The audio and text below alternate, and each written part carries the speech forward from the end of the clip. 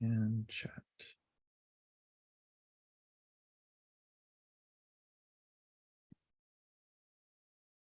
There it is. Yeah, Abid, by a dot, I just mean it looks like a little, oops. I just mean it looks like a little, just like a little period above the variable. So, okay. Here you go. So you'll see it in this video. So watch 11 minutes to 17. I think it's like 17:30. Okay, and we'll meet back here in about 6 or 7 minutes, okay?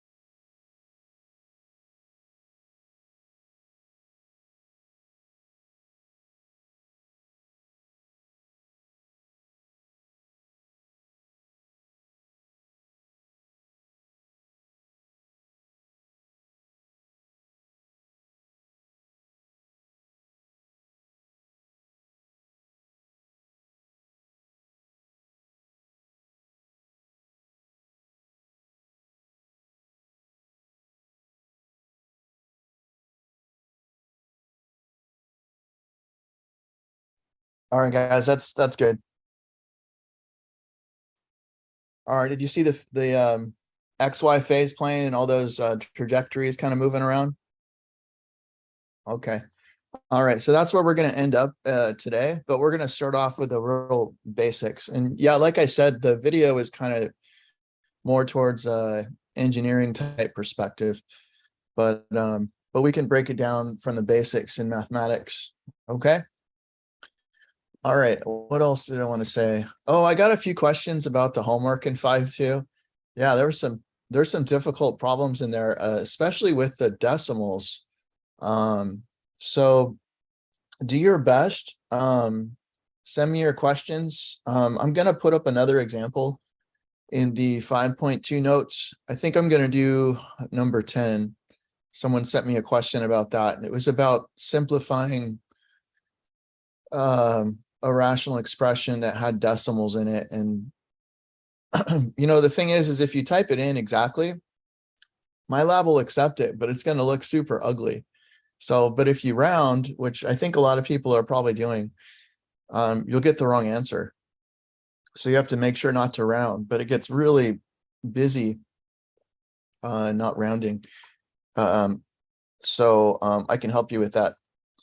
Also, next semester, I'm going to be teaching this class and probably Calc 3 again, but I'm looking for tutors. So if anyone's interested in, being like an embedded tutor, kind of like how Jacob was for this class and my other class, let me know, because I'm looking for tutors now.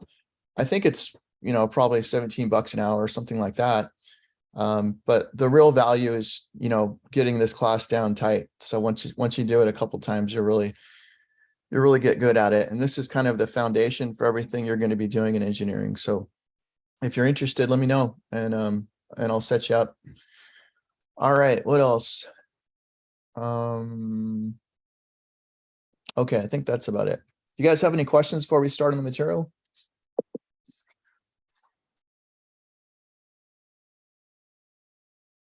All right, I'm lecturing from my bed today because it's an unexpected guest, but we'll make this work. All right. So let's see, share screen. All right, do you guys see my screen? All right, put this down there. Professor, I actually did have a question. Sure. So I know you mentioned you're going to be dropping a few of the discussions. Will you Yeah. also be doing that with my labs or just discussions? Yeah, I'll be dropping, I think, probably 3 of them. I don't tell you guys this at the beginning of the semester on purpose, because you'll use up the 3 really quick, right? And it gets progressively harder. So yeah, try to do everything you can, but at the end of the semester, I'm going to be dropping about 3. Is that okay? Okay. Yeah, thank you. Yeah. Oh yeah. And this discussion. So the discussion for this week was, let's see, it was the arms race one, right? There was 2 discussions this week. Was one of them an arms race question? Yeah. So I was looking through them. Your work looks pretty good. Just so you know, the solution, it's a runaway arms race. Okay, so if you didn't get that, take a look again and let's see if you can figure it out. All right. I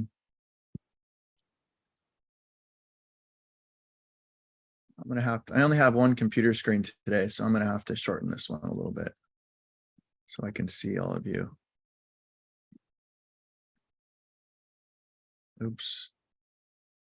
Okay, there we go. All right, and if you do have questions, it's probably better to unmute yourself today and just ask, because I can barely see the chat window here.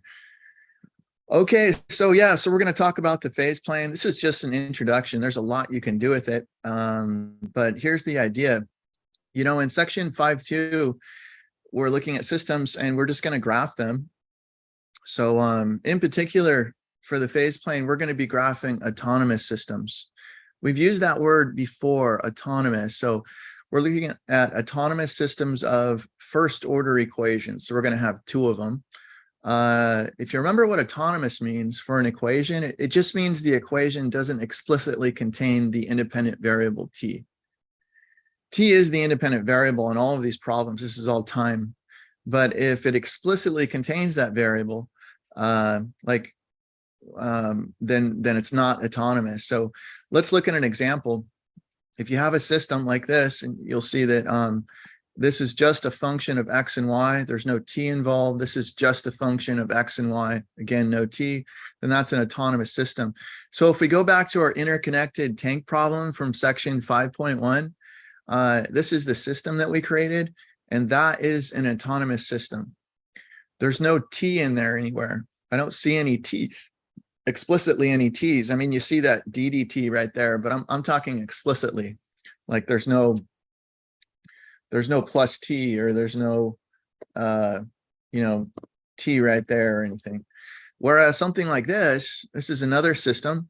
This one's not autonomous, and the reason why is because you can clearly see there's a t there, and actually there's a t there as well. But if you have at least one, it's not autonomous. So we're going to be focusing on these ones. Okay. All right, so let's talk about trajectories. So if you have an autonomous system, if you remember, a solution to a system is always an ordered pair of functions. So if you can find an ordered pair, a function x and a function y, such that when you plug these in to the system up here, if it makes the system true, both equations have to be true, then it's a solution to the system. And if it's true on some interval I, then it would be a solution to the system on some interval I, some time interval. Okay, so one way to try and visualize solutions is just to graph these like we normally do, using techniques of algebra. Just graph this one on the tx plane and graph this one on the ty plane. So it might look something like this. Let's say that you have a system and you solve it, and let's say one of the solutions is cosine t and the other one is sine t, and let's say the solutions are valid in the interval 0 to pi. Well, one way to do this is you could just graph cosine t on the interval from 0 to pi. Let's do that.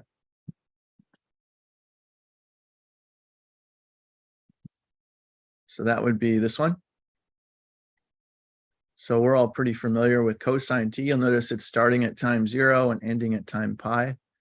And then you could graph the other solution, the second part of the solution over here, using the sine function also from 0 to pi. So that's one way that you can visualize one of these autonomous systems. But it turns out there's a more useful way to do this. What we can do is we can graph the parametric curve associated with that set of parametric equations. You guys have done this before. We did it a lot in Calc 3. You've done it in Calc 2.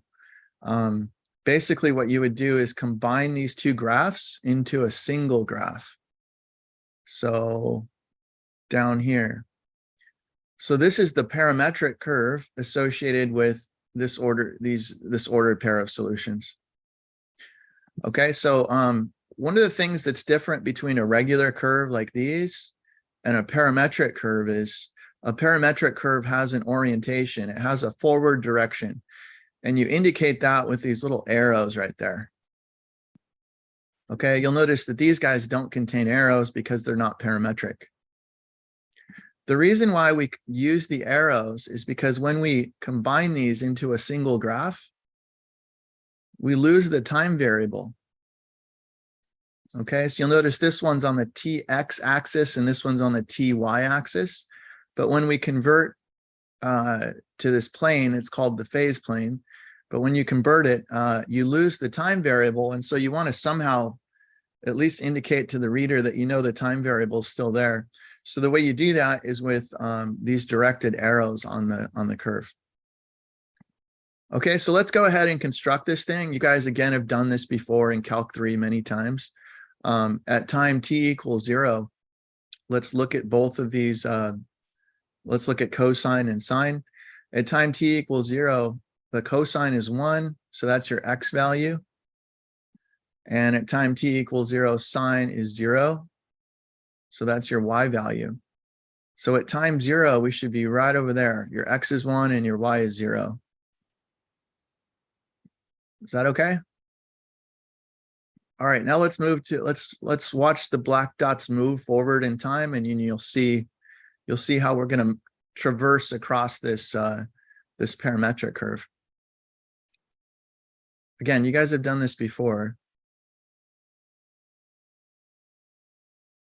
So that's the forward direction in time. Let's stop right about there. Now this is at time pi equal, or time pi over 2. And at this time right here, our x value is pi over 2. I'm sorry, our x value is 0, my bad. The height, right? The height is 0. And your y value is 1. So at time pi over 2, we should be at 0, 1, which we are. Okay, and then we'll just keep moving in time all the way over to pi, and that'll throw us over here on the other side. Is that okay? Okay. I got to open the window. I'm super hot in here. Hold on a second.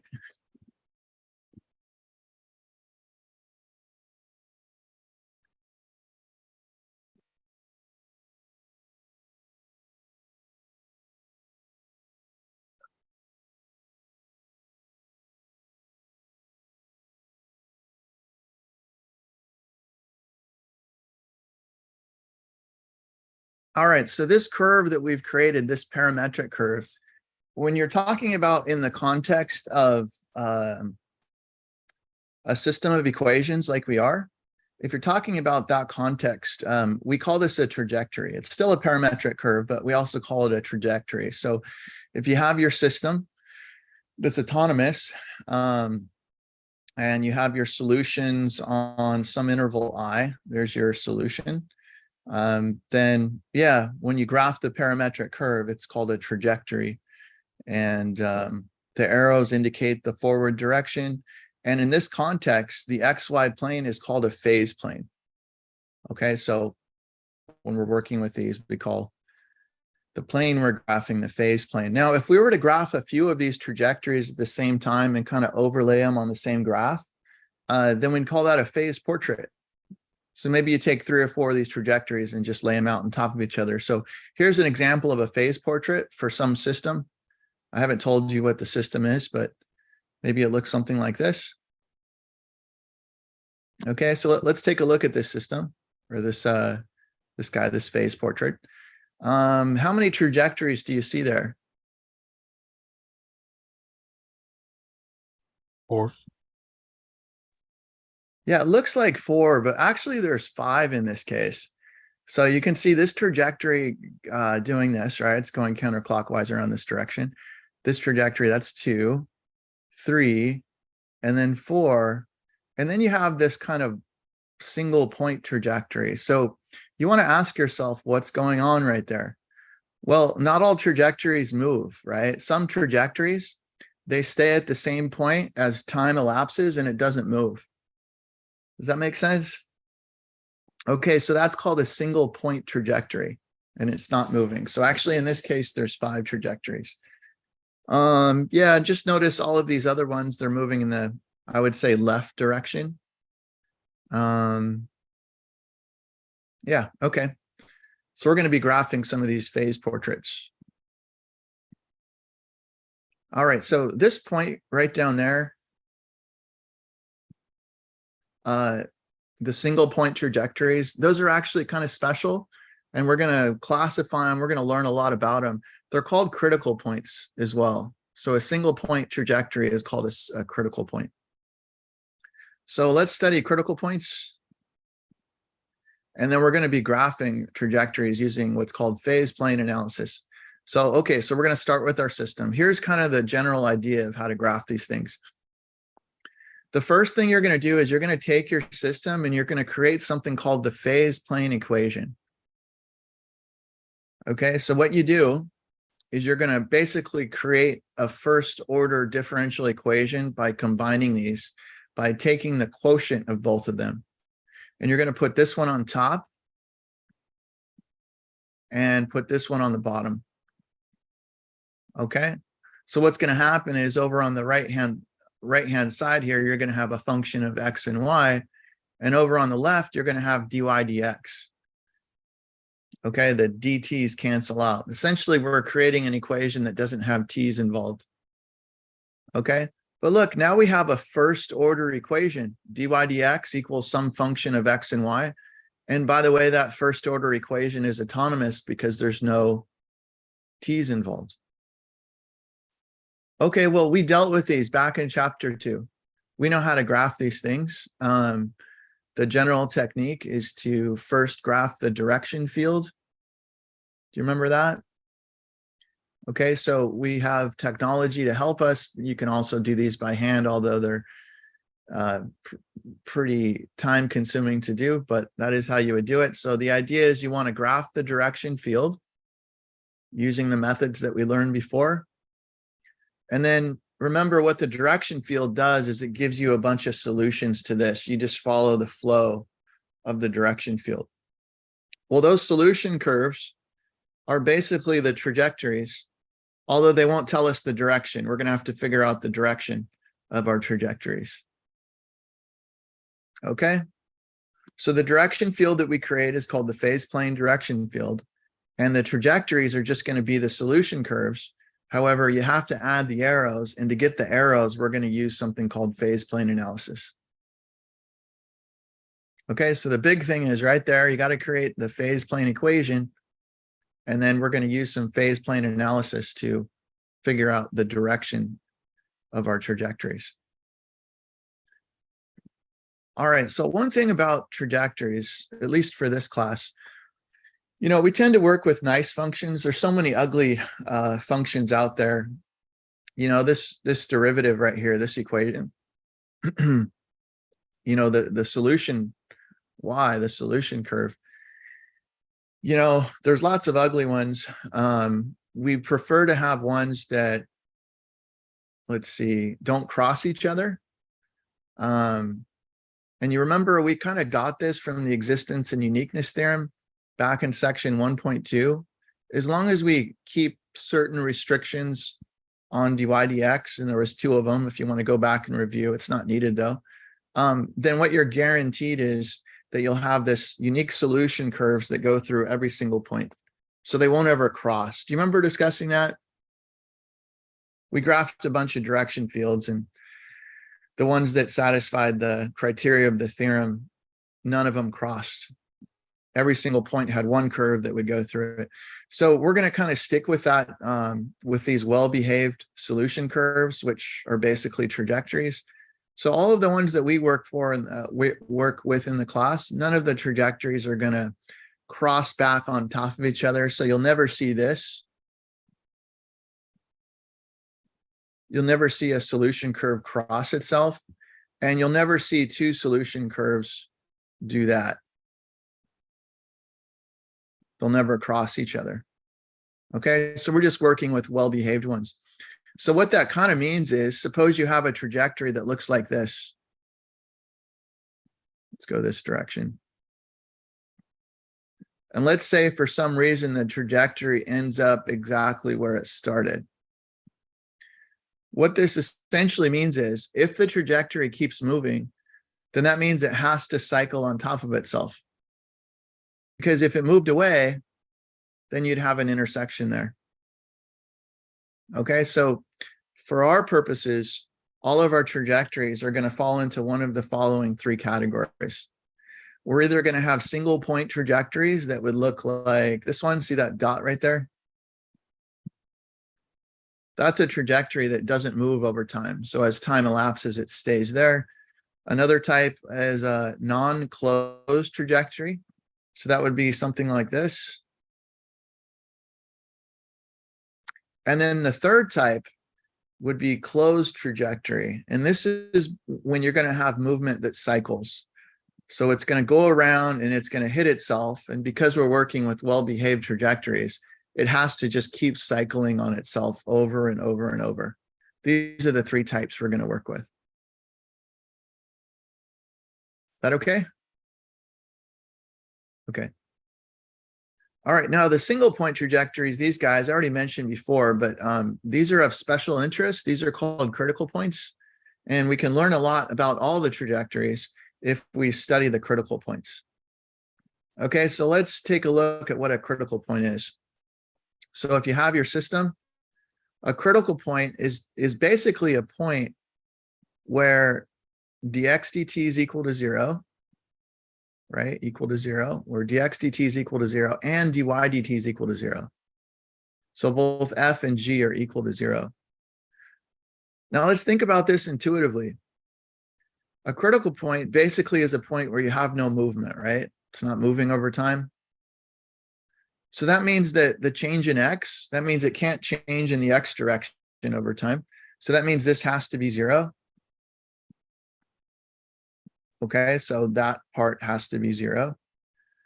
And also means it can't change vertically over time. So that means dy dt has to be 0. So that means the g function evaluated at the point has to be 0. So that's actually what it means to be a critical point. It means that the change in x and change in y both are 0 over time, or with respect to time. I shouldn't say that. Both the change in x with respect to time is always 0, and the change in y with respect to time is always 0. Okay, now that's visually what we're talking about, but what does this mean in terms of the solutions? Well, if you were to take the x naught and the y naught, and you were to create functions out of them, so that's a constant function, x of t equals x naught, and y of t equals y naught. That's what we call the equilibrium solution, or unequilibrium solution.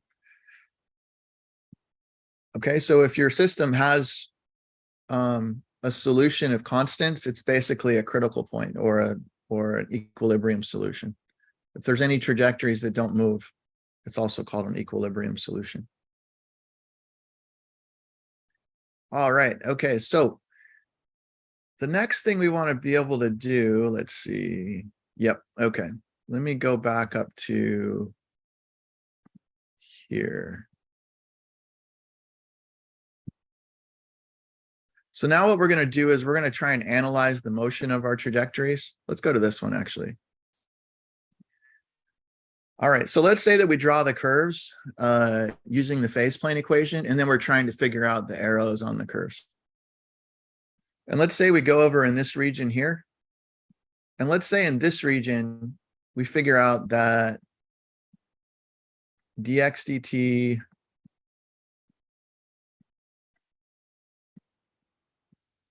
is always negative over there. Let's think about what that means. Okay, if dx dt is negative, that means that x is a decreasing function, right? Remember this from Calc 1? So that means the x values are going down. So what that means is our x values should be going to the left. And it looks like they are, right? So the moment I figure out that dx dt is less than 0, I can start drawing arrows over here. And I could do the same thing on this side. Dx dt is also less than 0 on this side. So that's kind of the idea of what phase plane analysis is.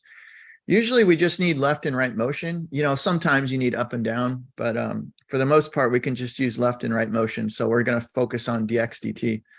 So that's our goal. So where are we? Here we go. Okay. Yeah, so we're going to determine the direction of those arrows. So what we want to do is focus on this one. This will tell us left and right motion. And if we can figure out whether it's positive or negative, we can draw the arrows and we'll be good to go. All right, so it gives us left and right flow of the trajectories. Now, like I said earlier, you're welcome to explore this one too. This is going to give you up-down motion, right? This is going to give you up-down flow, but you can pretty much get everything you want just from that one. Except for vertical trajectories, because those have no left-right flow. So we'll have to worry about, we'll have to do this for certain situations, but rarely. Okay, so let's review really quick. If this guy is greater than 0 on some region, then that means x of t is increasing, so the trajectories must flow to the right, and we should draw our arrows to the right. And if dx dt is less than 0, that means that x is a decreasing function, so the trajectories have to flow to the left, like the one above. Now, if dx dt is equal to 0, that means that there's no left-right flow. Okay, but you could have up-down flow. So for the most part, we aren't going to have to worry about this. But let's say that you do need to figure out up-down flow. If you need to figure out up-down flow, then you're going to look at the dy dt. I didn't write it in there.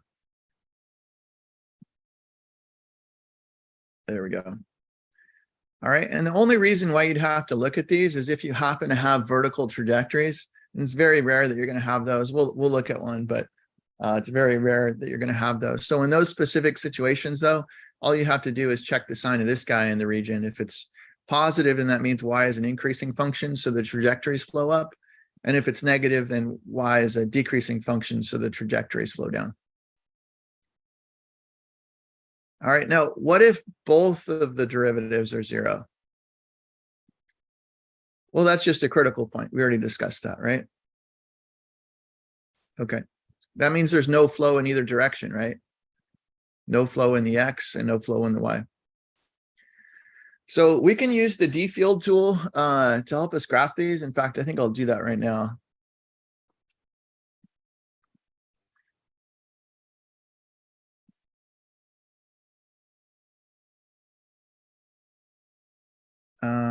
Let's see. I actually haven't tried it yet, so hopefully it works. Let's see, you guys are these guys.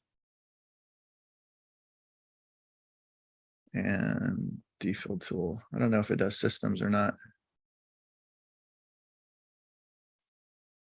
Oh, it does do systems. Okay, so let's see if we can find one. Let's do like this one. Negative x and negative 2y.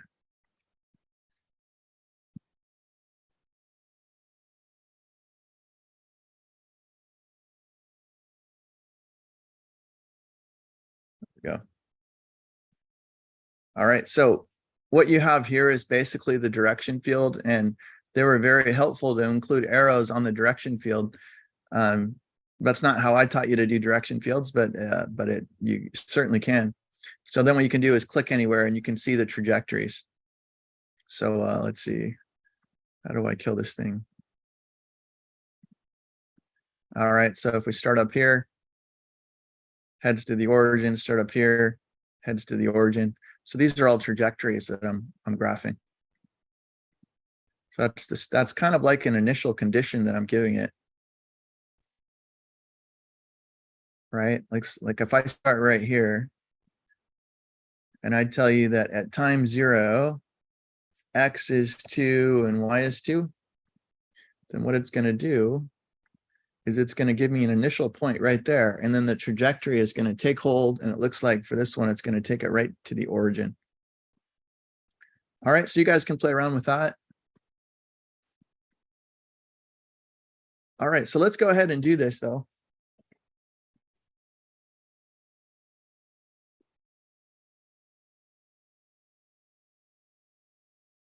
All right, so first thing, we got to make sure that we have an autonomous system. Is that autonomous?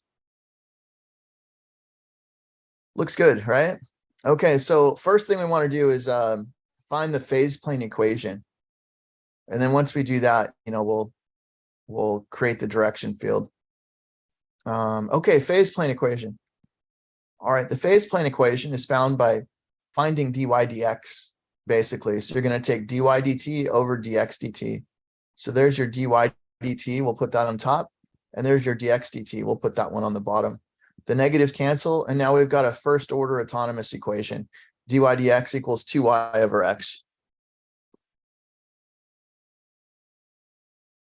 Okay, let's look at the direction field. So we could take this direction field dy dx equals 2y over x, and we could type this into, so this would be the longer way, right? So let's go to first order ODE. Dy dx equals 2y over x. So now I'm just doing a first order OD. And there we go. And I don't know, I should be able to, you see that it's basically the same thing we just looked at, right? Okay, so you could do the shortcut and you could go right to the system, but the way I'm teaching you to do it for your homework and everything is to first convert it to a phase plane equation and graph that direction field. And then once you have the direction field, where are we? Yeah, so there it is. Oh, I graphed it down here too. Here it is. So there's your direction field.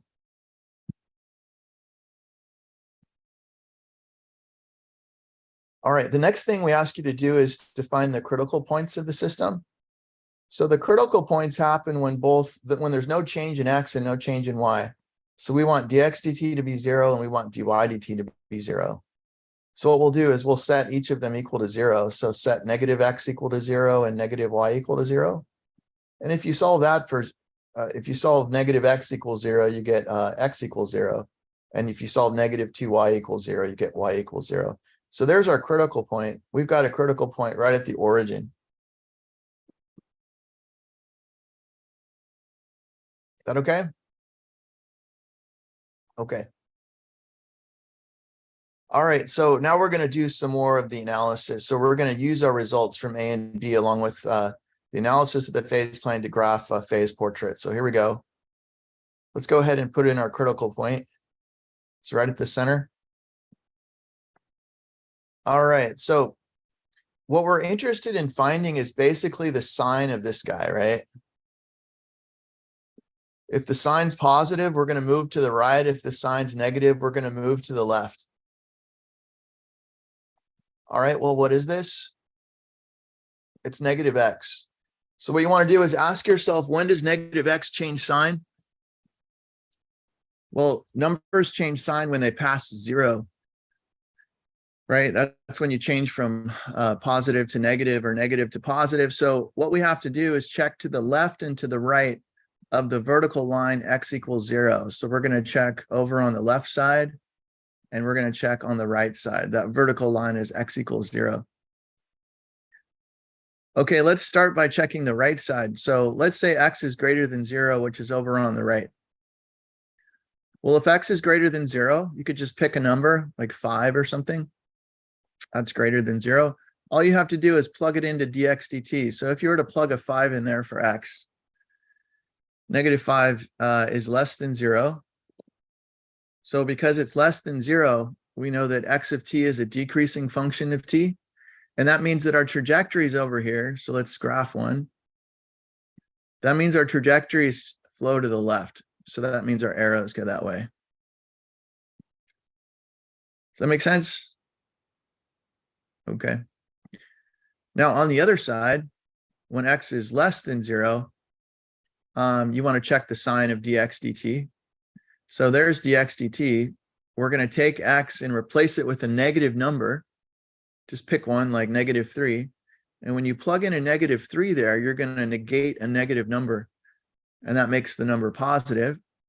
So that means dx dt is positive to the left of this vertical line. So that means the trajectory is over here. Oh, terrible one. Okay, pretty terrible, but that's it. Are going to flow to the right. Is that okay? All right, so let's put the thing up. So there's our phase portrait. Got a bunch of trajectories there. Looks like most of them run along these kind of parabolic highways or parabolic curves. There is a flat one that comes in. It also goes to 0 to the origin. This one too. The one I didn't discuss though was this vertical line.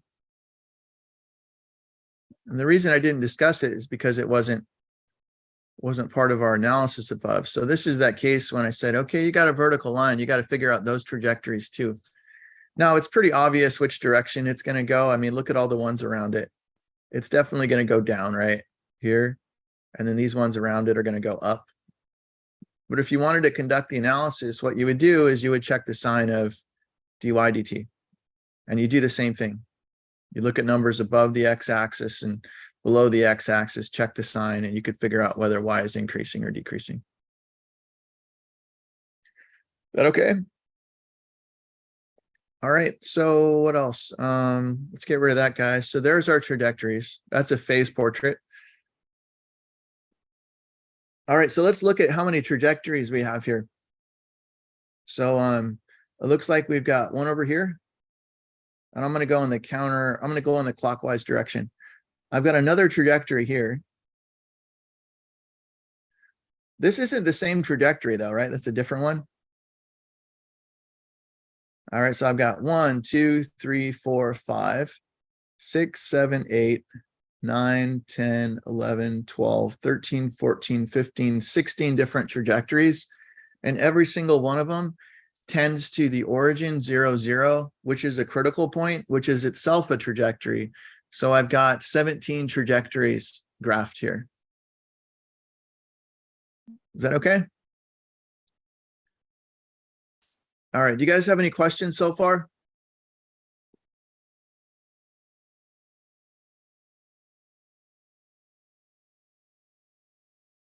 Okay.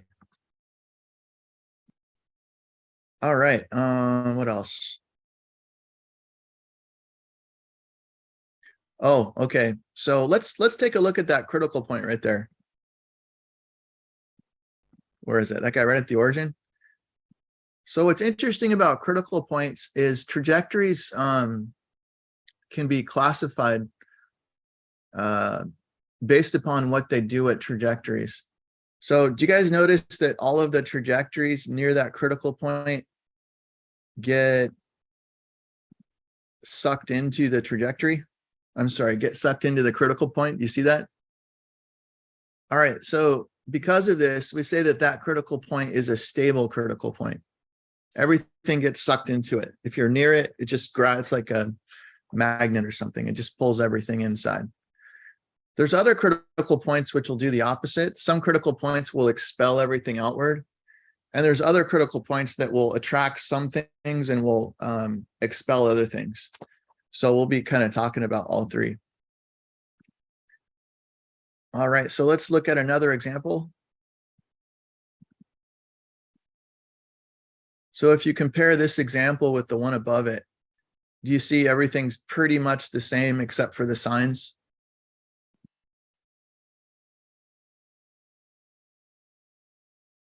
You guys following okay? All right, so what's going to happen here? Well, we conduct the same analysis, right? So you want to first create the phase plane equation. It ends up being the same thing. The negatives canceled before, but now there's no negative. So it's really the same thing. So you're still going to have the same direction field. And the critical point's also going to be the same because you just take the top and bottom, set them equal to 0. So same critical point. What's going to differ here because of the negatives is all of the trajectories will be reversed. So if you go through and conduct the analysis, what'll happen is basically same phase portrait, but now you can see that the direction of our trajectories is completely the opposite of what it was before.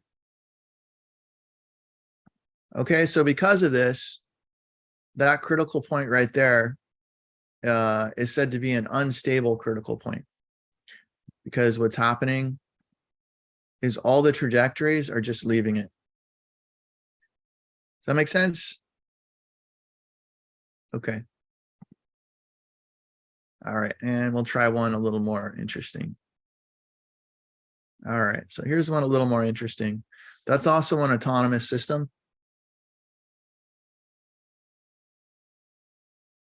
By the way, this only works for second order autonomous systems. You need to have a dx dt and a dy dt to get the slopes. Okay, so that it cancels out, so you get your dy dx. Okay, so we're going to set this up the same way. A, B, and C, I think, are the same, and then we'll answer D later. So you're going to start off by creating the phase plane equation. So just take your dy dt on top. So I didn't write it in, but you guys get it, right?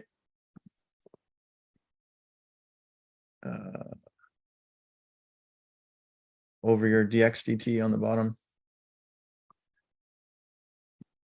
So what we have is a first order autonomous equation. So you could graph that thing using the D field tool. So it's going to look something like this.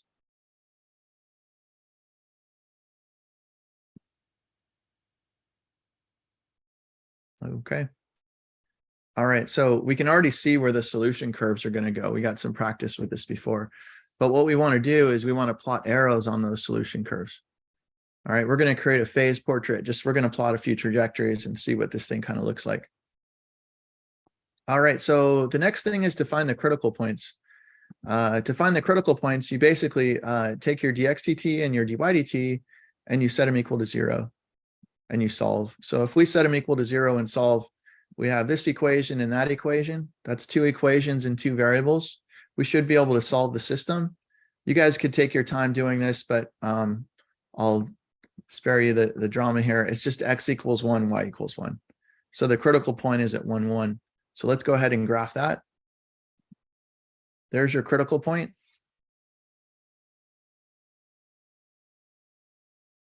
You guys doing okay so far?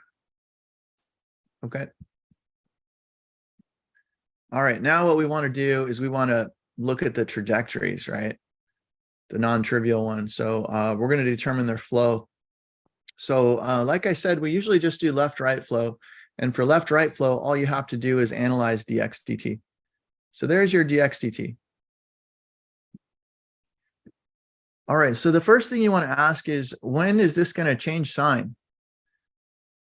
Okay, well, what I'm really asking you is, when is this going to change sign? Well, numbers change sign when they pass 0, when they cross from negative to positive or positive to negative, when they pass 0. So why don't we set it equal to 0, and then we'll look on either side of this thing. So the question is, what does this look like graphically? Well, that's just a line, right? It's got 2 variables, x and y. You guys could graph that line. In fact, here it is. There's the line, that dotted line right there. That's the graph of this. And then what we want to do is check the sign of the left side to the left and to the right, or I would say the bottom right and the upper left of that line. Okay. And since we're just checking dx/dt, all we're looking for is left-right flow. Okay, so there's 2 possibilities, right? You can be greater than 0, or you can be less than 0. So let's take a look at this. It's been a while since you guys have done this, but let's graph the region where 5x minus 3y minus 2 is greater than 0. Well, it's either the top half or the bottom half. You guys remember how you determine which side to shade in?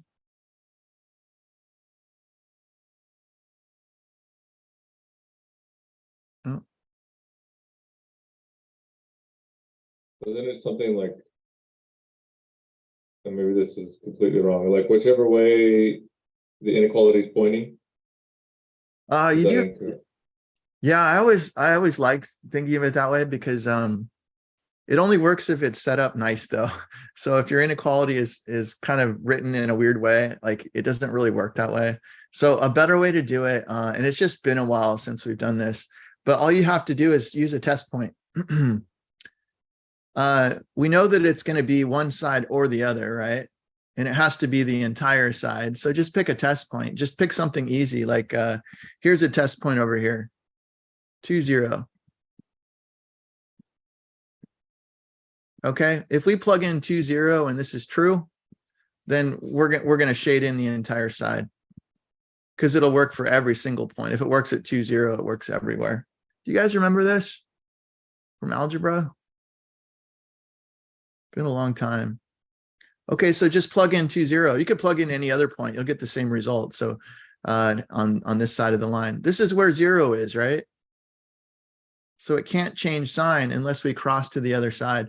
So if you plug in 2, 0, let's see, 2 for x, 0 for y. Yeah, we get a true statement. So that means we shade in the side that contains the test point. So this guy over here is the bottom right of the region. Okay, so what does this tell us?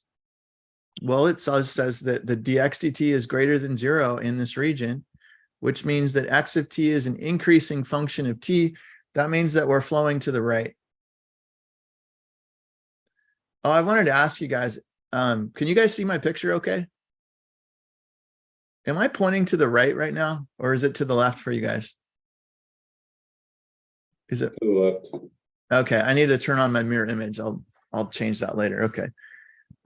Anyways, to your right. All right. So what we're going to do is we're going to graph some trajectories and then just make sure that our arrows point to the right. So I haven't put in the arrows yet, but let's stay below the dotted line and let's throw in some arrows. So to the right,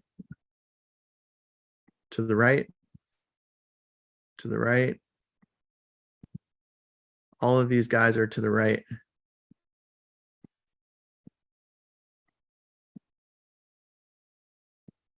That okay? All right, then what you want to do is conduct some analysis on the region in the upper left region. That's where 5x minus 3y minus 2 is less than 0. Of course, you could use a test point, but you'll find out that it's true over there. So this is going to be where dx/dt is negative, so x is a decreasing function. So that means that x should be moving to the left. All right, so everywhere up here in the white region, we're going to draw arrows to the left. So to the left here, to the left here, to the left here, here, here, and there. This one's to the right too. I didn't draw these in. Slightly to the right. Okay, what about up here? Well, that's to the left. So that's going to be kind of down to the left, like so. Is that okay? All right. All right, so we've got everything graphed. So if we put everything together, I didn't have time to make the arrows, but it's going to look something like this. Right?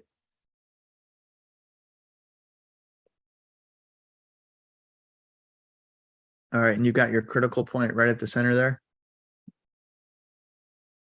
All right, let's take a look at our critical point here. What do you notice about all the trajectories around this thing? Are they being sucked in? Or are they getting expelled away? Or some of them being sucked in, some of them expelled?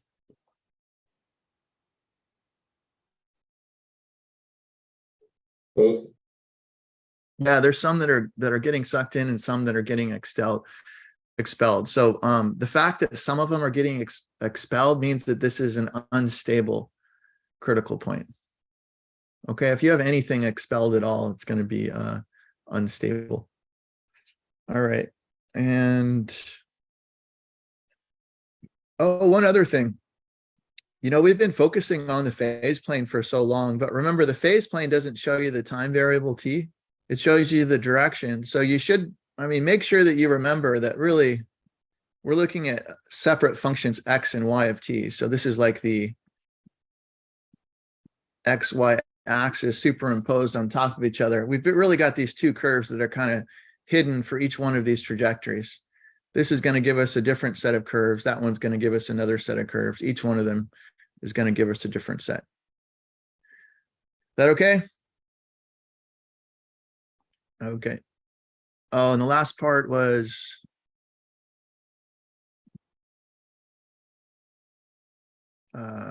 D. Oh, the asymptotic nature starting at 2, 0.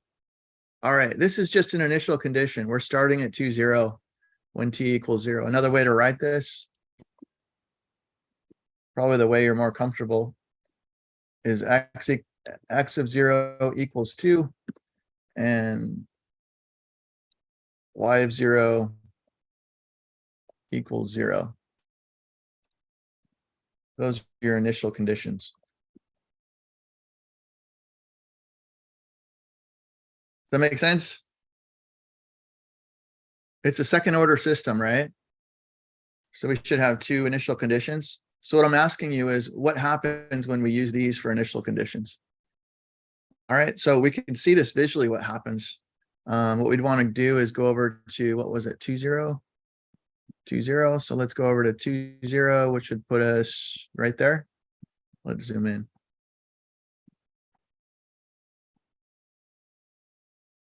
So all I'm asking you to tell me is what happens to x and what happens to y over time. Well, you can see what happens. It looks like the x increases and the y increases. In fact, both of them, their magnitudes go to infinity. So this is like a runaway solution, right? Like the arms race problem. You guys following okay? Okay.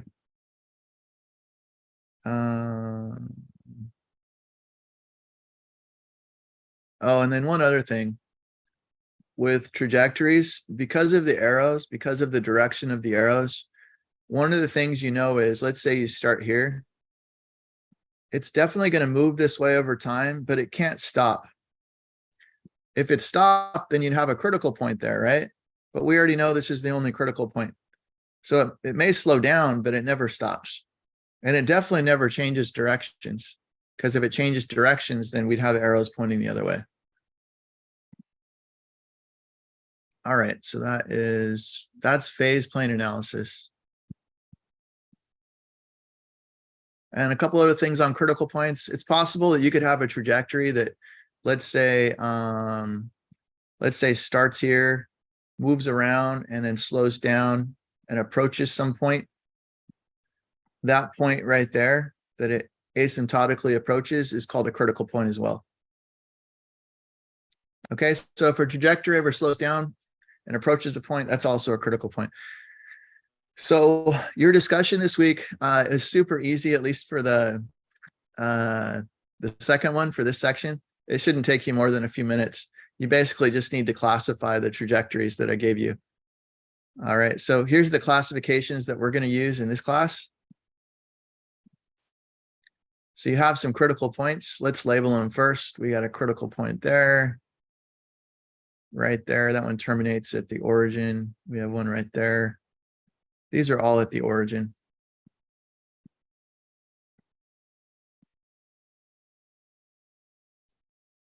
Okay, so this one right here, everything's getting sucked into that critical point, so it's stable. This one, you have a trajectory leaving, so it's unstable. This one, you have trajectories entering and leaving, so it's also unstable. This one's stable because nothing's happening. There's nothing getting pulled in, nothing getting pulled out. This one is stable. The trajectories are entering. And this one is unstable because all the trajectories are leaving. This critical point is called a node. This one's a spiral, a saddle, a center, a spiral, and a node. Okay, but I'm more interested in their stability.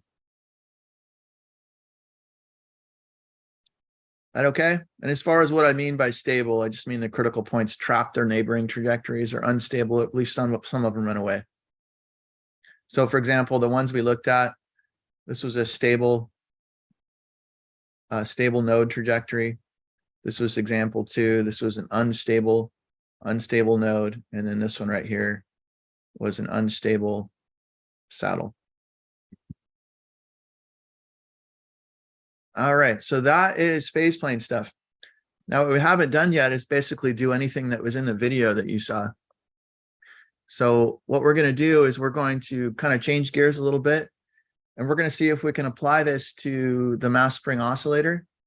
And we might do a pendulum in here. I can't remember, but it's the same idea. All right, so how are we going to do this? Well, let's go back. This whole phase plane thing was actually created to basically analyze the mechanical motion of systems. So basically Newton's second law of motion, force equals mass times acceleration. So for example, if you have some second order autonomous equation, that's second order autonomous, right? There's no t involved. It's second order, it's linear. And you guys know what this is, right? We spent a bunch of time working through these, probably too much time. Right, this is the equation of motion for a mass spring oscillator. What's the mass? Mass is 1. Does it have any friction? Yeah, the friction's 2. The friction coefficient is 2. And the spring constant is 3. Okay, so what you want to be picturing in your head is a damped mass spring oscillator. Is there any forcing function on it or no? No. No forcing function. So in your head, what I want you to do is try and visualize this mass spring oscillator kind of doing this, and it's dampening out over time, right? Maybe it oscillates, maybe it just kind of, maybe it's over damped, maybe it's under damped, maybe it's critically damped, but let's just say it's oscillating like this. what we're going to do is we're going to basically take this and we're going to graph it in the phase plane. But right off the bat, I hope you notice that's not a system, right? Phase planes are for systems, and that's not a system. That's just a single equation. I need two equations.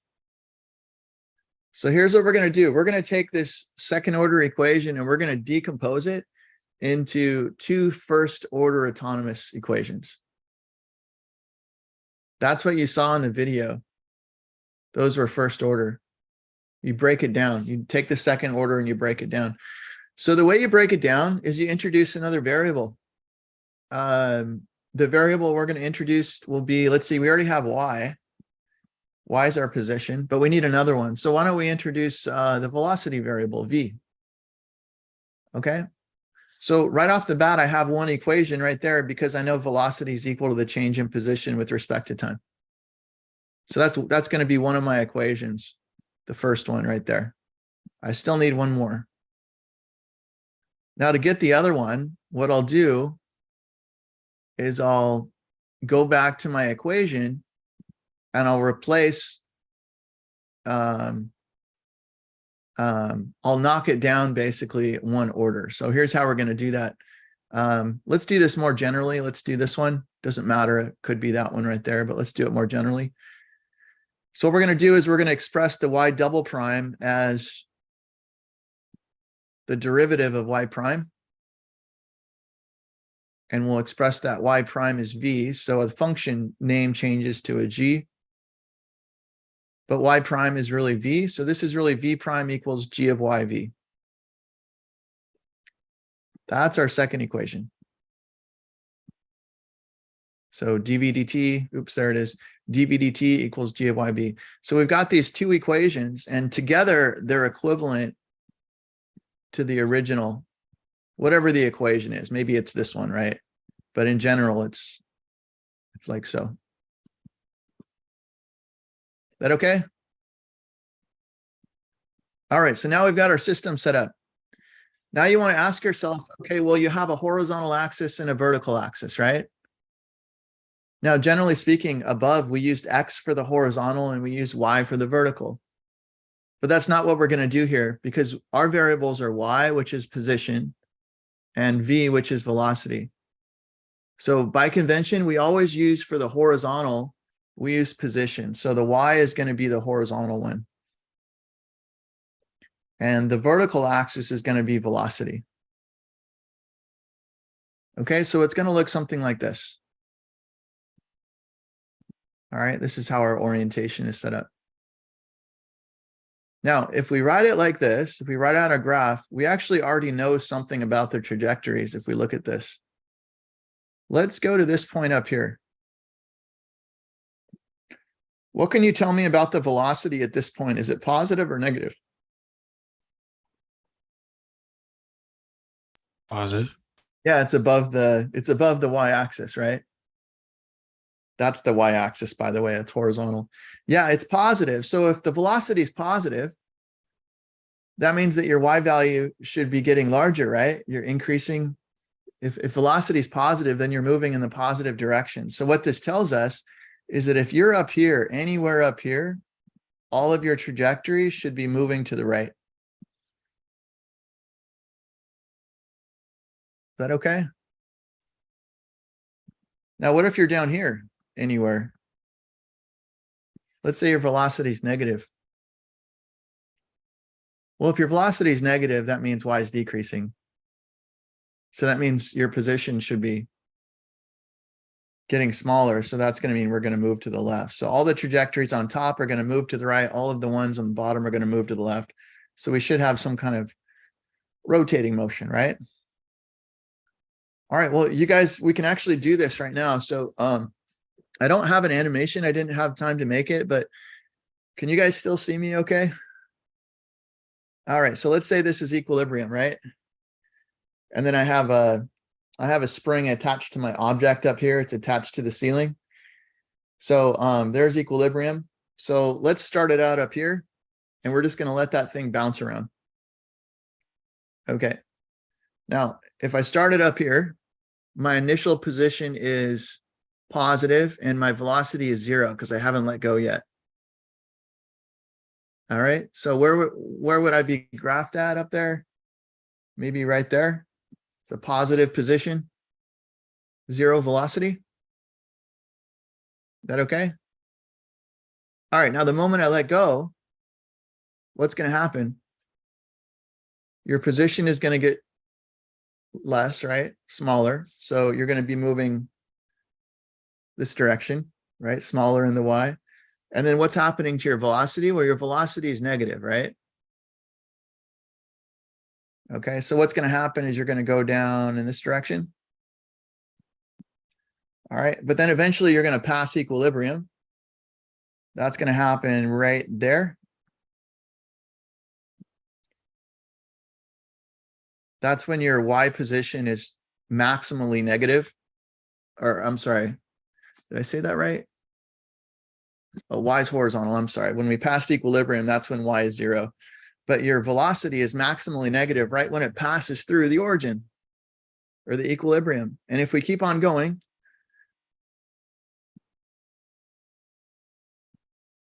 and then we reach the bottom of the oscillation, well, at that point, we've minimized the position. So we're way over here on the far left, and your velocity is 0 again.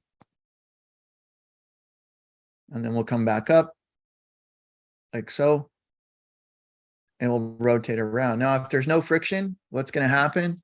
We all know what mass spring oscillators look like. If they don't have friction, they just keep doing this forever. They never lose any energy. So what's going to happen is it's just going to rotate around. It's going to land back on top of itself. And like we said earlier, it's just going to keep going because our trajectories behave nicely. Okay, so this is what a trajectory of a undamped mass spring oscillator would look like. What do you think is going to happen if we do a damped mass spring oscillator? How would the trajectory differ? Can you describe it? It'd be a Spiral spiral. inwards. Yeah, it'd be a spiral, and you can kind of see what's happening, right? So as you lose energy to friction, it's going to kind of do the same thing, but then you're losing a little energy to friction. But do you see what these trajectories are all approaching?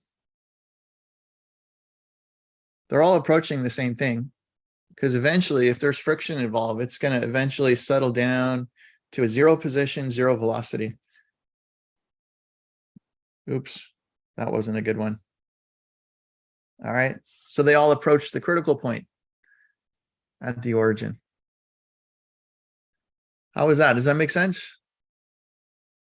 Okay, there's a lot here. I mean, I just gave you a couple simple examples, but there's a really cool one with the pendulum. If you watch that video again, if you hold the pendulum up really high, it kind of does this spiraling action.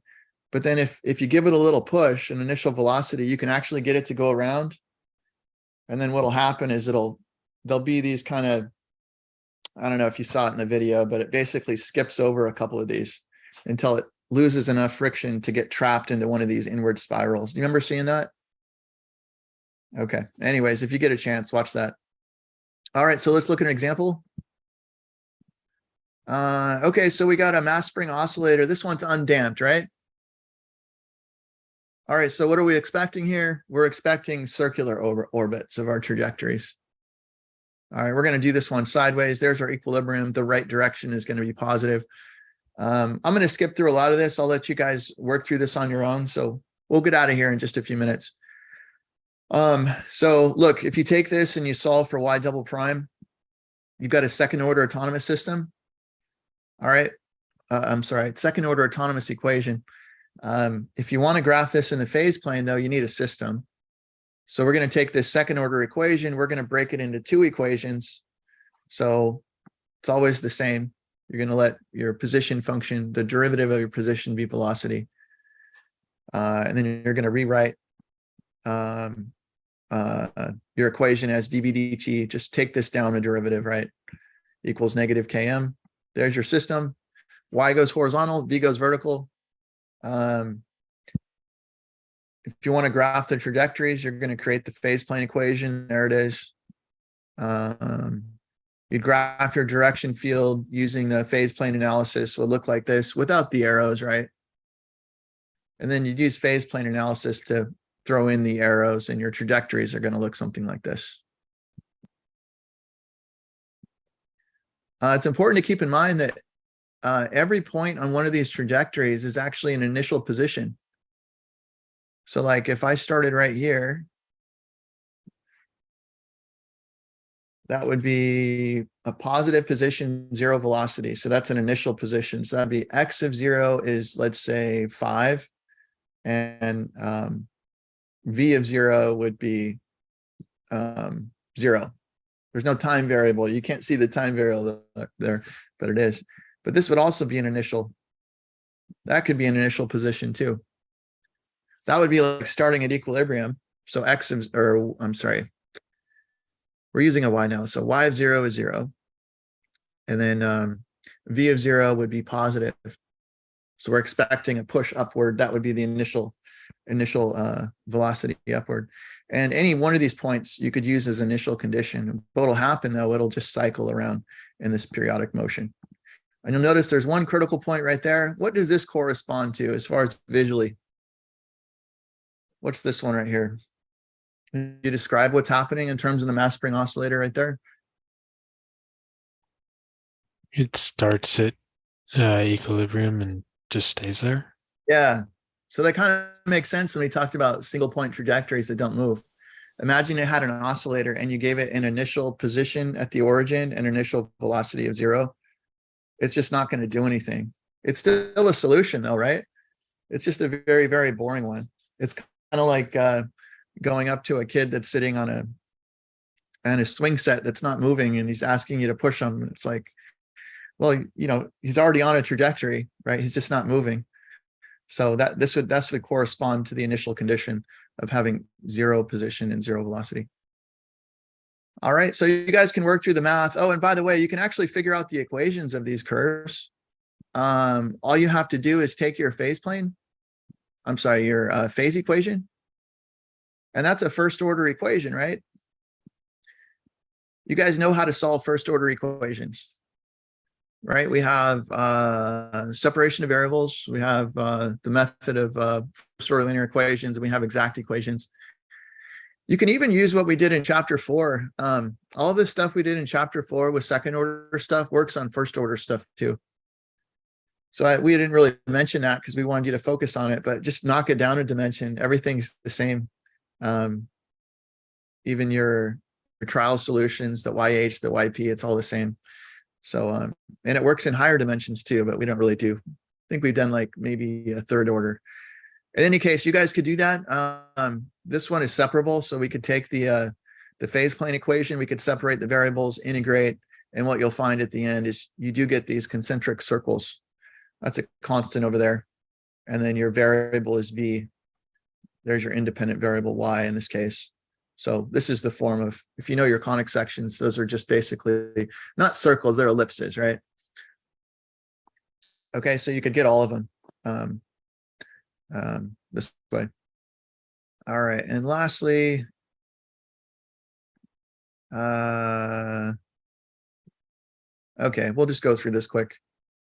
All right, both it's a second order autonomous system. You could find equilibrium solutions by setting both of those equal to 0.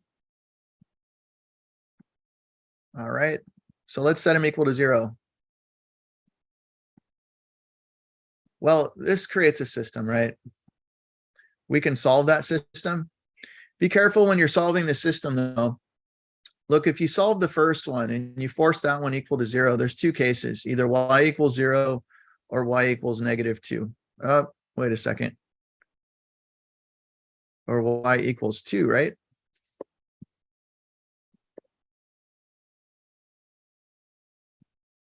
Okay, so one of these, you have to choose one of these in order to satisfy the first equation. So let's start with this one. Let's plug it into the second and then make sure we've satisfied the second equation too. So if we plug a 0 into the second equation, then we get, I didn't write it down. Let's see, -2, you get x equals 2. Okay, so there's one of your critical points. The ordered pair 2, 0. If you plug 2, 0 into both of them, you get something that's true. Now, for the other one, for this one, this is a little trickier. We know y equal 2 satisfies the first equation. For the second equation, okay, we're good. That turns this into a 0. And it turns out pretty much any x value will work. So we're going to have a lot of critical points, basically any x value there. So we'll just use a c. So we've got one critical point there, and we have a whole infinite set of critical points there. So I'm going to let you guys work through the rest, but let me just show you the critical points just so you can see them. We've got 2, 0, which is right there. So there's one critical point. And then the other critical points, where are they? These guys, C2. So the y value is 2. So everywhere on this line are critical points. So, you know, for example, that's a critical point. That's a critical point. That's a critical point. That's a critical point. And there's even more, right? I'm just showing you on the trajectories.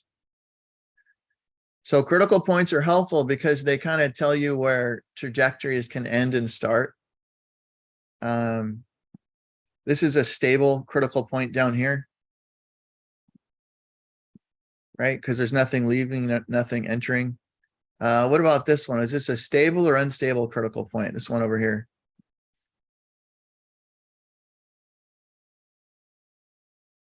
Unstable because leaving.